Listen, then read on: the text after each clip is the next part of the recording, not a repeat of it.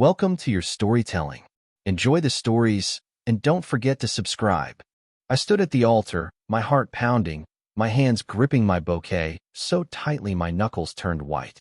The church was packed, filled with everyone I loved, waiting for the moment I had dreamed of my entire life. But something was wrong. He wasn't there.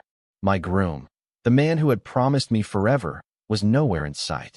Then, I saw him, walking out of the church doors without a word, without looking back. My breath caught in my throat. This wasn't nerves. He was leaving. Whispers filled the room like a growing storm.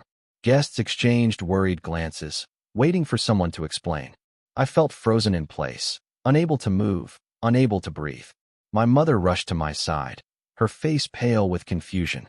"Maybe he just needed a moment," she whispered, but even she didn't sound convinced.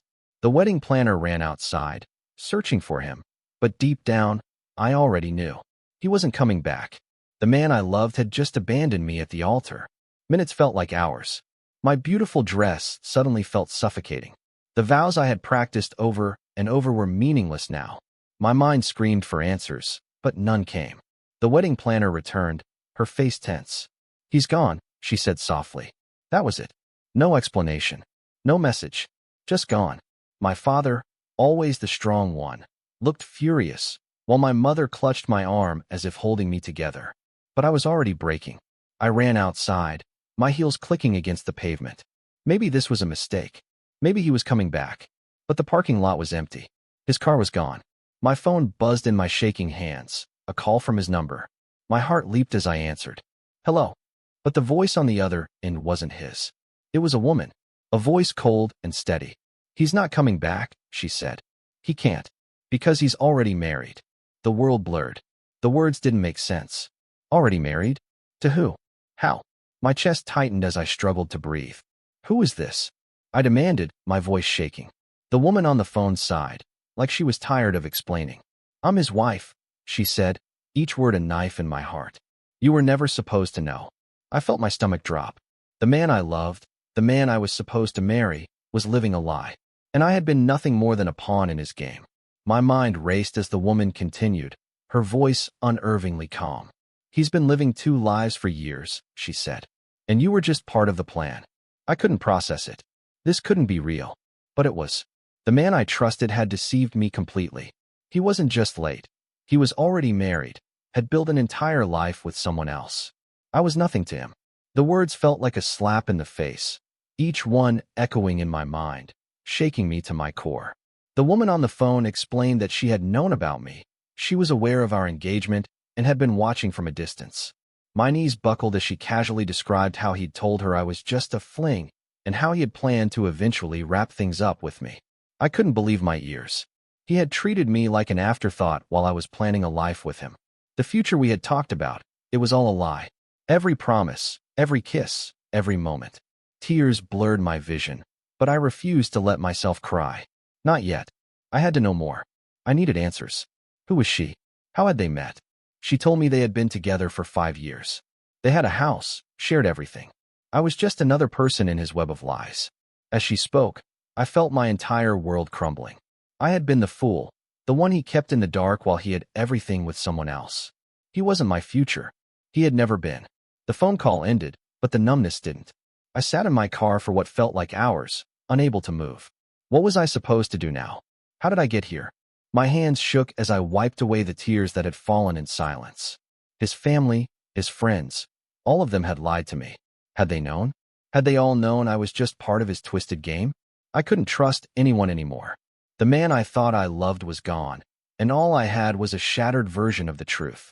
I tried calling him. I needed him to explain, to tell me it wasn't true. But all I got was his voicemail. Over and over again. His voice, the same one that had once promised me forever, was now a reminder of betrayal. Each message left was colder than the last. I couldn't reach him. He was gone, and I was left with nothing but the wreckage of a life I thought I had built with him. He had erased himself from my world, and I was left standing alone, completely broken. The days after were a blur of disbelief and rage. I found myself going through our shared memories, the pictures we had taken, the notes he had written to me. Everything felt like a cruel joke now. How could I have been so blind? How had I missed the signs? All the little things, the late nights, the unexplained trips, the empty promises, had been pieces of a puzzle I was too in love to see. I had trusted him with my heart, and he had shattered it without a second thought. His family wouldn't speak to me. His friends avoided me. It was as if they had all conspired to protect him.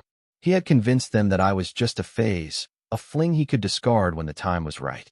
I was devastated, not just by his betrayal, but by the silence of the people I thought I could trust. They had all known, and no one had warned me. The emptiness in my chest grew deeper with each passing day. What was the point of trying to rebuild when everyone around me was complicit? I found his real wife on social media. She posted pictures of them, happy moments, vacations, family holidays. How could he have lived two separate lives like this? She looked so perfect for him. They had everything I had wanted with him. I scrolled through their posts, heart sinking with every click. Their life together was everything he had promised me. They were a family, and I was nothing more than an illusion. I had been the secret, the one he hid in the shadows while he built a future with her. I couldn't stop myself from digging deeper. I found out more about her, her name, her job, where they had met. It wasn't long before I discovered she had been with him for years, long before he ever met me. I had been living in a fairy tale, thinking he was the one, but he was already someone else's. I felt like a fool, a puppet in his game. The more I learned, the more I hated myself for not seeing the signs, for falling for a man who had never been mine to begin with.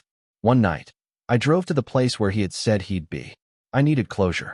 I had to see him face to face, even if it meant confronting the man who had destroyed me. I waited outside his office, hoping he would show up, hoping he would explain himself.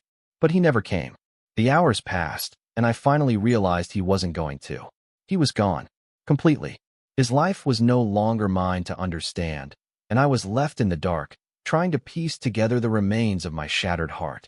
I kept replaying the moments we shared, his smile, the way he held me, the promises. How had it all been a lie? I thought I knew him, trusted him completely. But now, every word he had ever said felt like a deception. I had given him my heart, my trust, and he had thrown it away. My body felt numb with betrayal, and I wondered if I'd ever be able to trust again. How could I, after everything?